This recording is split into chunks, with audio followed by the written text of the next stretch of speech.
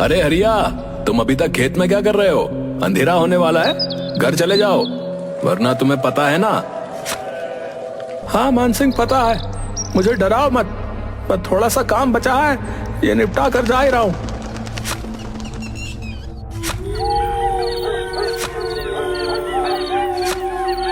एजी, इतनी रात हो गई है और आप अभी तक यहीं हैं।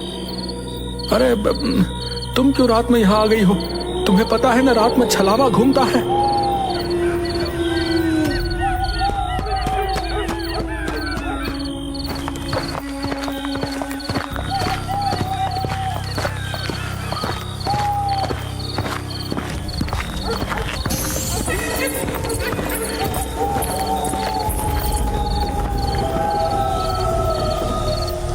क्या हो गया?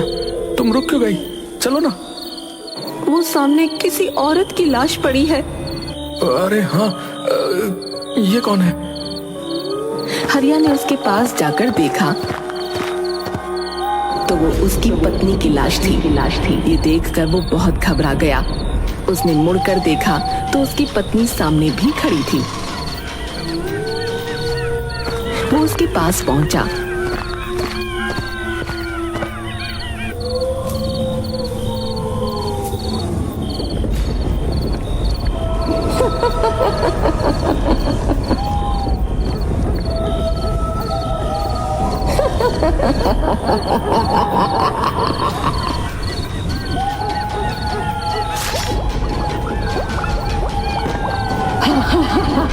ताजा ताजा दिल, स्वादिष्ट।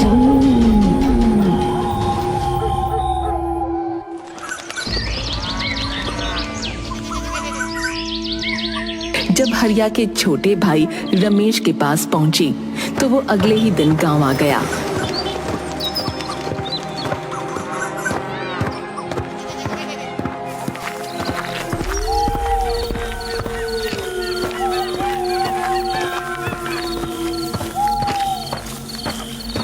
कितने बरसों बाद आज गांव आना हुआ है।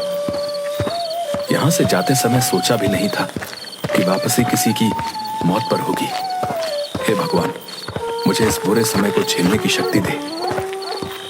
रमेश काफी सालों बाद गांव आया था। वो बदले हुए गांव को देखता हुआ अपने घर की तरफ बढ़ रहा था। उसके मन में गांव में आने की खुशी भी थी और अपने भैया भाभी को खोने का दुख भी था। तभी अचानक उसे हरिया ने आवाज दी। अरे रमेश, अरे तुम आ गए। अरे कैसे हो?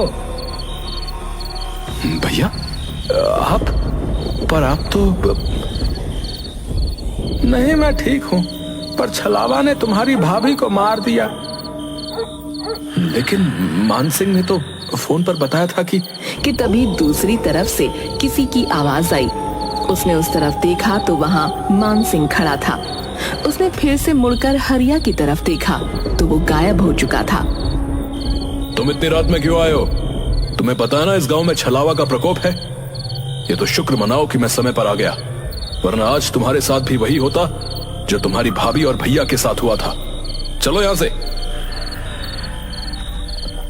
मुझे लगा सचमुच मेरे भैया जिंदा हैं। उनको सामने देखकर मैं छलावा के बारे में भूल ही गया था।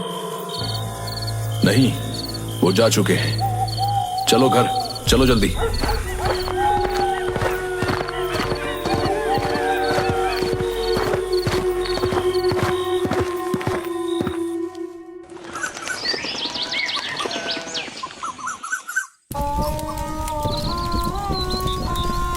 भैया, मैं आपकी चिता की अग्नि को साक्षी मानकर ये कसम खाता हूं कि मैं उस छलावा से आपका बदला जरूर लूंगा।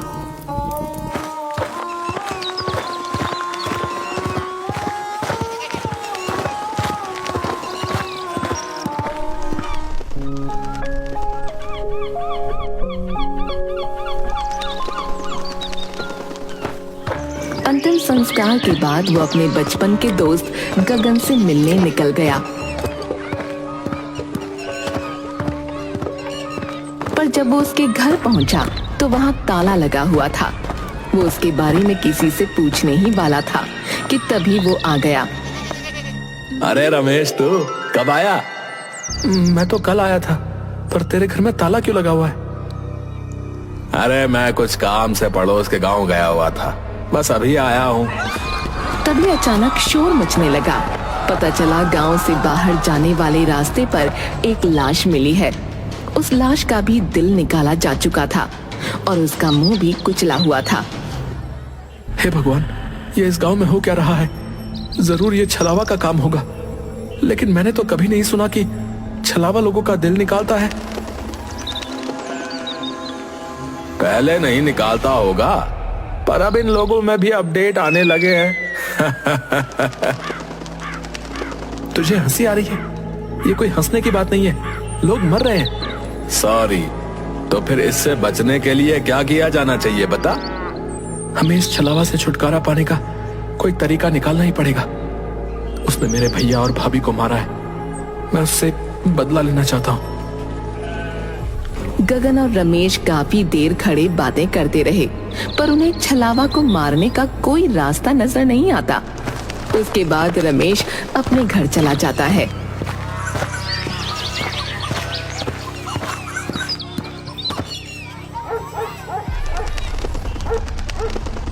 मैं छलावा से बदला तो लेकर रहूंगा, कुछ भी हो जाए। रमेश छलावा को मारने के तरीके सोच रहा था। किसी ने उसका दरवाजा जोरों से खटखटाया। वो झिझक गया। कौन है? कौन है? अरे मैं हूं मान सिंह, जल्दी से दरवाजा खोलो, छलावा ने किसी को मार दिया है। आता हूं। रमेश हड़बड़ाहट में उठा और उसने जाकर दरवाजा खोला। सामने मान सिंह की लाश पड़ी थी। उसके सीने से उसका दिल निकाला जा चुका था और जमीन खून से लाल हो चुकी थी। Oh my God, oh my God, ये क्या हो गया? मान सिंह, तुम्हारे साथ ये किसने किया? नहीं।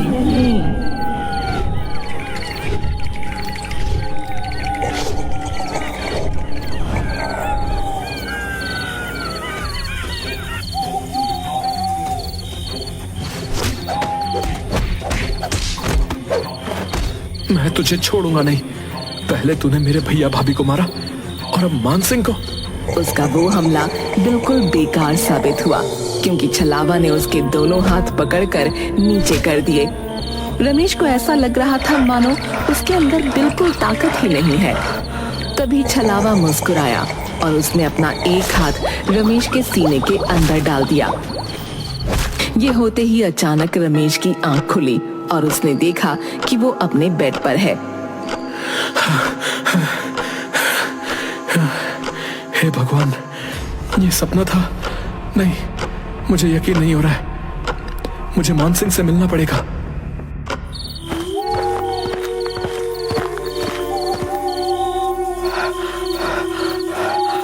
अरे क्या हुआ? तुम ऐसे हाफ क्यों रहे हो? मैंने सपना देखा कि छलावा ने तुम्हें भी मार दिया और मुझे भी। मैंने अपने बड़े बूढ़ों से सुना है कि अगर तुम्हारे सपने में कभी छलावा आए, इसका मतलब वो आसपास ही है। कहीं तुम छलावा ही तो नहीं? अरे पागल, मैं छलावा नहीं हूँ। तो खुद मेरे पास चल कर आया। कहीं तू तो छलावा नहीं? क्या हुआ भाई? तुम लोग क्यों इतनी रात गए लड़ रहे हो? तो क्यों इतनी रात में टहल रहा है? तुझे नहीं पता रात में छलावा आता है? अरे मैं तो पीकर टुन्न रहता हूँ, छलावा मेरा कुछ नहीं कर सकता है। अरे तुम उसे छोड़ो, वो तो पिया हुआ है। ये बताओ कि छलावा कहाँ होगा?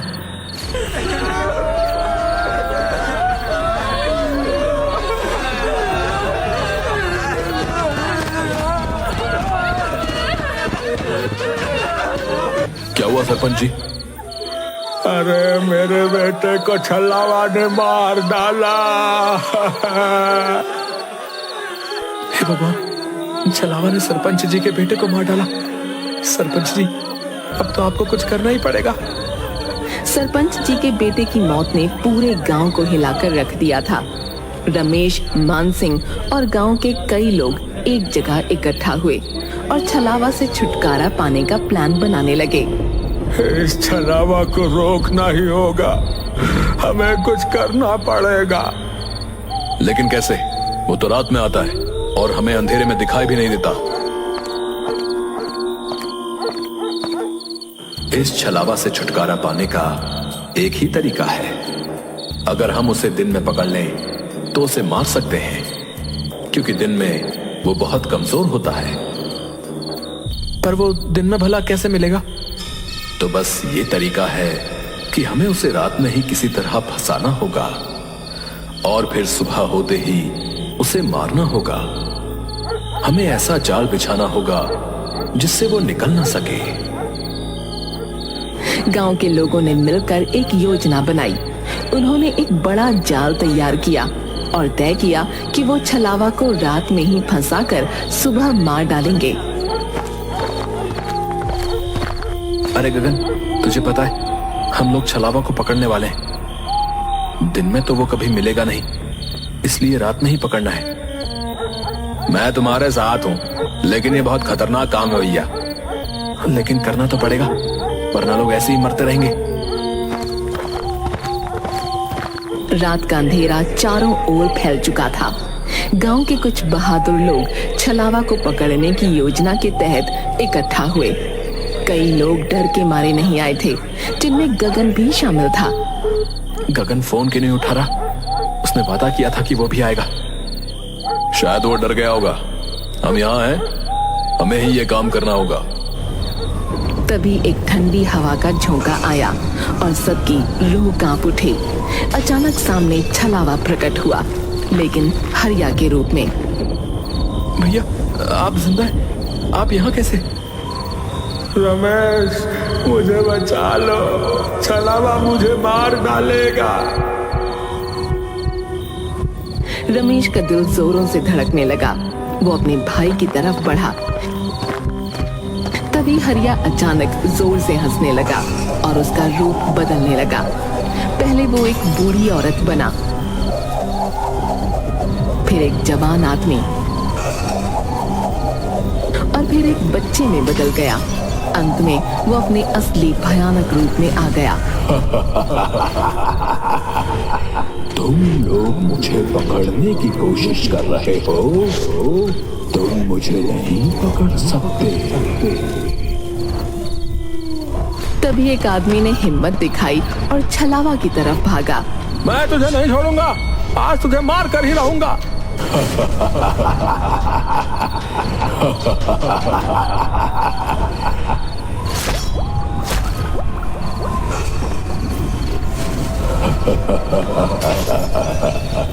ये लो तासा तासा दिल खाओ। वहां मौजूद सभी लोग सन्न रह गए, जबकि छलावा वहां से गायब हो चुका था। ऐसा लग रहा था मानो वो उन लोगों को यही बताने आया था कि तुम लोग मेरा कुछ नहीं बिगाड़ सकते। छलावा को ये कैसे पता चला कि हम उसे पकड़ने वाले हैं? क्या वो अंतर्यामी भी है? नहीं, छलावा अंतर्यामी नहीं होता, कुछ गड़बड़ है। ये सुनकर रमेश सोच में डूब गया कि आखिर छलावा को ये पता कैसे चला।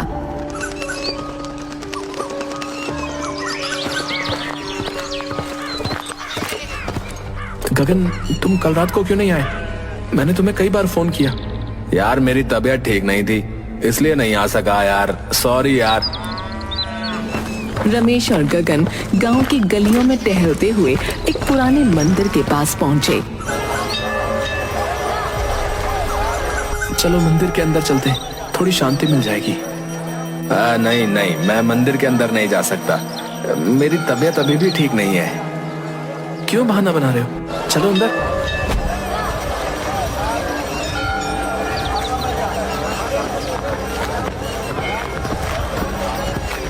गगन, ये गलत बात है, मंदिर में तो जाना चाहिए।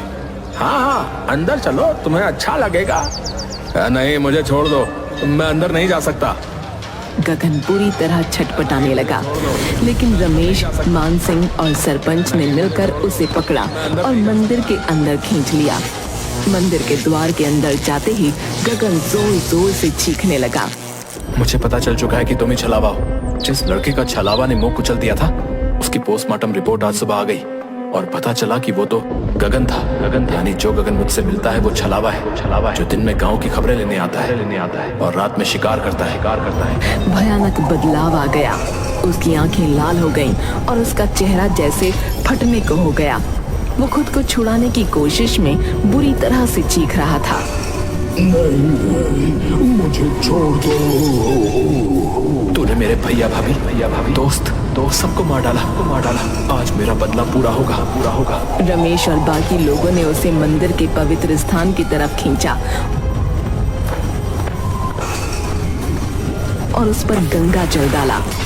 छलावा की चीखें और भी तेज हो गईं और उसके शरीर से धुआं निकलने लगा। मंदिर के पवित्र वातावरण में वो धीरे धीरे राख में बदलने लगा। ये हमारे गांव की शांति के लिए जरूरी था। अब छलावा का आतंक खत्म हो जाएगा। छलावा का शरीर पूरी तरह से जलकर राख हो गया। सबने राहत की सांस ली और गांव में फिर से शांति लौट आई।